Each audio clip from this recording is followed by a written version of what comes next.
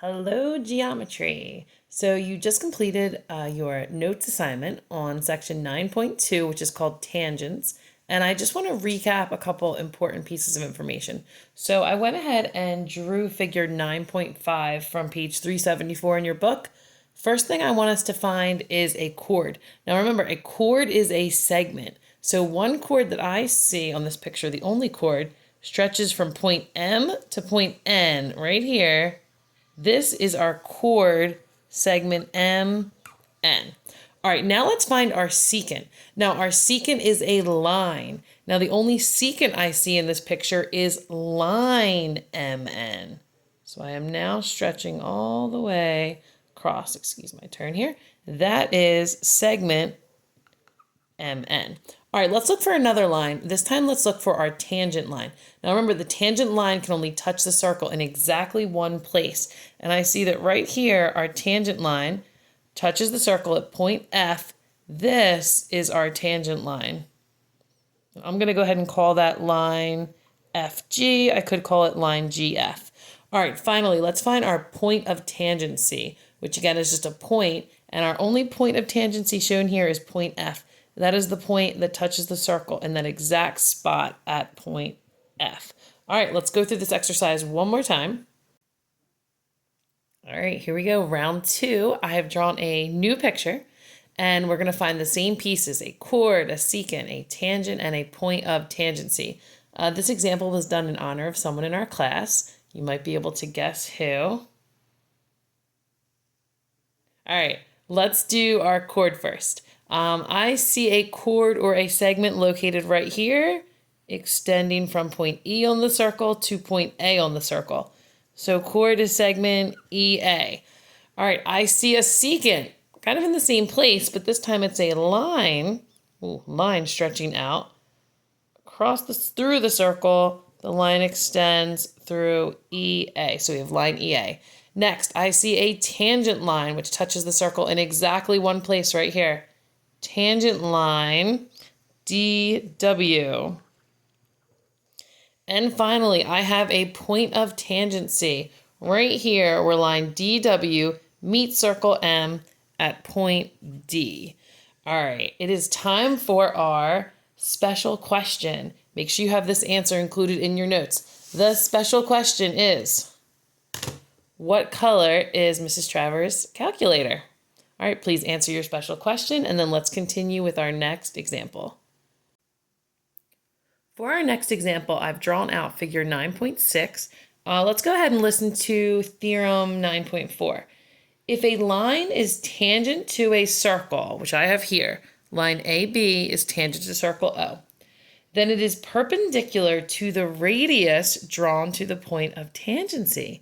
Aha, so this line is perpendicular to a radius drawn to the point of tangency. So that means that radius OA is perpendicular to line AB.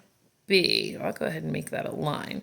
It's also perpendicular to the segment, but let's write it the way I said it. So radius OA is perpendicular to line AB, which means this is actually a 90-degree angle right here in that corner. I could have also drawn it over on this side. All right, next example.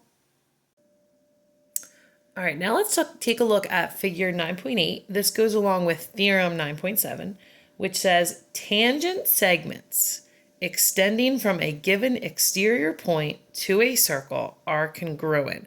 All right, so let's see what we have here. First of all, I have tangent segment XA. I then have tangent segment XB. Now this point out here, point X, is my exterior point. So if I have these two tangent segments that both extend from the same exterior point, that means that this segment is congruent to this segment, or I could write it out, segment XA is congruent to segment XB. I know a lot of times in our class we also like to point out that that means that the distance of XA is equal to the distance of XB. But this would be our congruent statement, and then this is just another true statement about their distances. All right, next example. The next figure we're going to look at is figure 9.10. And I've highlighted in pink for you 2 of the internal tangents. Now notice on these internal tangents, it just touches this circle right here and this circle right here, which means this line is tangent to the big circle, O, and also tangent to the small circle, Q. Same thing here. It just touches right here and right here. That's the only spot it touches those circles. So this internal tangent, it's kind of inside or between the 2 circles, just touches right there and right there. Let's look at the seam picture and let's highlight the external tangents. I've gone ahead and highlighted the external tangents in yellow for you. And you can see that line B and line C are the common external tangents. Let's take a look at our final figure here, which is figure 9.11. Now you can see that these 3 circles, circle M, circle N, and circle P, all have a common tangent that runs through them. So this line just touches each of those circles in just one spot. Now circles M and circle N are considered internally tangent circles. And that's because both of those circles actually lie on the same side of the tangent line. Now, externally tangent circles will lie on opposite sides of the common tangent line. So one example would be circle P and circle M are externally tangent. Another example of externally tangent would be circle P and circle N are externally tangent. All right, that has been our lesson on 9.2 tangents, and I will see you in class tomorrow.